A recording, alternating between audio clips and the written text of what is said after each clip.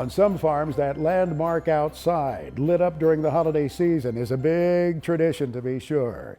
And that was the case on Richard Brand's farm in northwest Missouri. His son, Tom Brand, executive director for the National Association of Farm Broadcasting, gives us some of the history for the Star, 9 stories above the farmland, on top of the silo.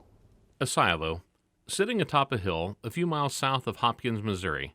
The tower my dad, Richard Brand, built over 45 years ago as his farm grew and prospered. We were feeding cattle, so we were interested in a silo. When a contractor came through offering to build him one, Dad went to a meeting. I told him if I can climb it, I'll buy it. I climbed it, no problem at all, so that's how I ended up buying the silo. It just simply gave him a better way to store grain. When we were using it, it's great feed. The feed that you get out of there, you could almost eat yourself. In some ways, the story of the silo became the story of his farm. It towered over acres and acres. 88 foot to the square. It's pretty tall. When you get up on there, you can see a long ways. You can see most of this farm.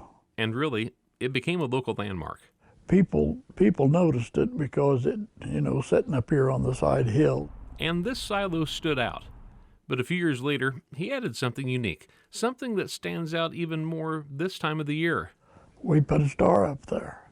It's simple in its design, about 5 foot across, a 5-pointed metal frame covered in Christmas lights.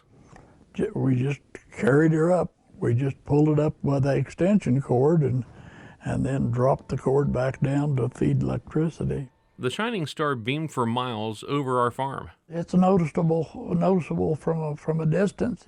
Well, if it had been a landmark before, it became its own attraction. The first thing kids and grandkids would see twinkling in the distance when they came home for Christmas. It appeared in my kids' drawings, in artwork, in photos, and even Christmas cards. It got to be pretty popular there for a while. Everybody's interested in getting it up. Getting it lit and making sure that the bulbs are all there. And every now and then a bulb does break or a wire goes bad, and someone in the family makes that 90-foot climb to the top to get it all shining bright again. Somebody else climbs it now. I don't have enough wind to climb it. But every Christmas it still shines, a symbol of joy to the world and the family that grew out of Richard Brand's farm, even though the silo stands empty today. I suppose it'll be there as long as it stays in one piece. As long as it's there, the star will be there. For This Week in Agribusiness, Tom Brand, Hopkins, Missouri.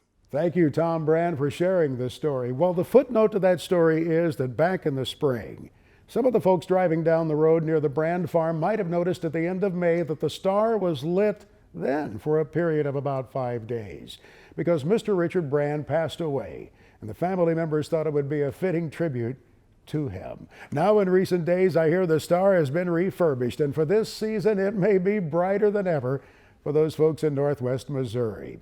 It was interesting in recent days, I received so many text messages from farmers, email messages showing me pictures of their holiday lights in places where they never had them before. There seemed to be among farmers and ranchers that need to spread a little bit of light in the darkness, maybe at the end of this year more than ever before.